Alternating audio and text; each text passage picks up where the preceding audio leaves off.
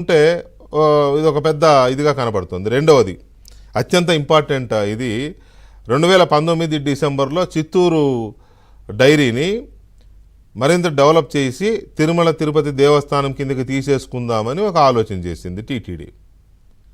చేసి దాని మీద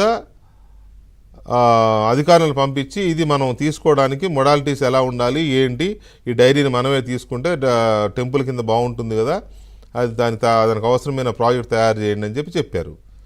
బాగుంది, ప్రాజెక్ట్ తయారైంది, అంతా రెడీ అయింది, ఆ డైరీని కూడా ముస్తాబు చేశారు, అంతా బాగా చేశారు. సీన్ కట్ చేస్తే జగన్మోహన్ రెడ్డి గారు అమూల్కి ఇచ్చేశాడు. అమూల్కి అప్పచెప్పాడు దాన్ని.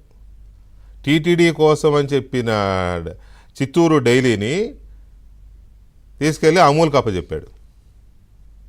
అంటే మీకు టీటీడీకి పాల సేకరణ లేకపోతే నెయ్యి సేకరణ టీటీడీకి ముందు ముఖ్యమా, నీకు అమూల్ ముఖ్యమా?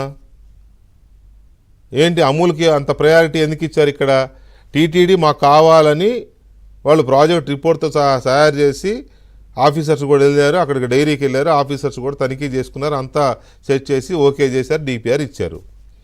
ఇచ్చిన తర్వాత మీరు ఆల్ సడన్ దాన్ని అమూల్కి ఎందుకు ఇచ్చారు?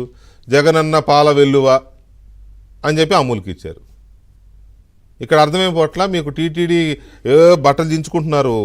ఒక ఆయన ఇది అసలు దాన్ని చంద్రబాబు నాయుడు అపవిత్రం చేసేసాడు మాట్లాడి, లేదా ఇంకొకటి చేశాడు, అది రకరకాలు మాట్లాడుతున్నారు. ఇక్కడ అర్థమైపోట్ల ఎవరి చిత్తశుద్ధి ఏంటో, ఎవరి భక్తి శ్రద్ధలు ఏంటో. వెంకటేశ్వర స్వామి అంటే, తిరుమల అంటే, మీకు తిరుమల కంటే తిరుమలలో ఉన్న వెంకటేశ్వర స్వామి కంటే అమూల్ కంపెనీ ఎక్కువ అయిపోయింది. మీకు అమూల్ కంపెనీకి ఇవ్వాల్సినంత అవసరం ఏమొచ్చింది? పైగా మీ పార్టీ నాయకులు డైరీలు కొన్ని ఉన్నాయి, ఆ డైరీలు మాత్రం అమూల్కి ఇవ్వరు. మళ్ళీ ఎందుకు ఇవ్వలేదు? ఆ డైరీలు అమూల్కి ఎందుకు ఇవ్వలేదు? సో ఇలాంటి అంశాలన్నీ ఒక్కొక్కటిగా బయటపడుతుండేసరికి ఇప్పుడు ఇది ఇంకొక భయం మొదలైంది వీళ్ళకి. నెయ్యి కల్తీది సుప్రీంకోర్టులో మనకేదో బెనిఫిట్ అవుద్ది, కాస్త సుప్రీంకోర్టులో మనకి కాస్త ఊరటన వస్తుంది అనుకుంటే, ఇవన్నీ తీగలాగితే డొంకగదినట్టు ఇవన్నీ బయటకు వస్తున్నాయి అని చెప్పి ఇప్పుడు ఈ భయం ఒకటి మొదలైంది మళ్ళీ వైసీపీ నేతల్లో. పైకి మాత్రం ఏదో బింకం నటిస్తున్నారు, మేకపోతు గాంభీర్యం అంటాం కదా, బింకం నటిస్తున్నారు. చాలా కాలమైంది మీడియా ముందుకు వచ్చి అవినాష్ రెడ్డి గారు, ఆయన కూడా వచ్చి మాట్లాడేసాడు ఇవాళ. రోజా గారు చాలా కాలమైంది మొహం చాటేసి, ఆవిడ కూడా వచ్చి మాట్లాడేసింది ఇవాళ. మళ్ళీ జగన్మోహన్ రెడ్డి ఏదో మాట్లాడారు ఇవాళ.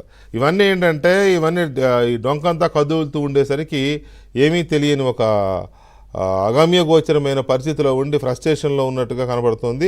ఇవన్నీ ఇంకా చాలా వచ్చేలా ఉన్నాయి తవ్వుతుంటే. వీటి గురించి కొంచెం డీటెయిల్గా చర్చిద్దాం ఒక చిన్న బ్రేక్ తర్వాత.